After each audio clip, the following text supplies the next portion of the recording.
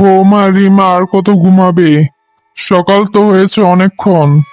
এই দেখো, আমি তোমার জন্য চা আর দুটো পরোটা এনেছি। মুখটা ধুয়ে খেয়ে নিও, নইলে চা জুড়িয়ে একবারে পানি হয়ে যাবে। আল্লাহর নাম নিয়ে উঠে পড়ো। উফ, সকাল সকাল আপনার এই জ্ঞানজ্ঞানানি আর ভালো লাগে না। আমি একটা সুন্দর স্বপ্ন দেখছিলাম। স্বপ্নে দেখছিলাম আমি জান্নাতের বাগানে হাঁটছি। সেটাও আপনার অভিশাপে ভেঙে গেল। চা ও পরোটা এখানে টেবিলের উপরে রাখেন। তবে চিনি এত কম দিয়েছেন কেন? কাল তো বললাম আমার গলায় মিষ্টি লাগে।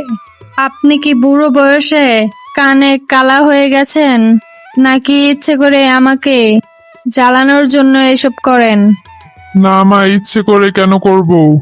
আমার তো বয়স হয়েছে, চোখে দৃষ্টি কমেছে, আর মনেও থাকে না এসব কথা। একটু ভুল হয়ে যায়। তুমি রাগ করো না। দাও, বাটি দাও। আমি আর একটু চিনি মিশিয়ে এনে দিচ্ছি। তুমি মুখ ধুয়ে এসো। হয়েছে হয়েছে, আর আরেক খেতা দেখানো লাগবে না। সকাল সকাল আপনার মুখ দেখলে আমার সারাটা দিন খারাপ যায়। বরং গিয়ে দুপুরে রান্না জোগাড় করুন। আপনার সেই ধোঁয়া উঠার রান্নাঘরে আমি যাব না। আজ কিন্তু আমি পুকুরের বড় রুই মাছের মাথা খাবো। আর জাল যেন ঠিক থাকে। কালকের ডাল মুখে দিতে পারিনি, করেছিলেন আপনি। আল্লাহ মাফ করুক বৌমা।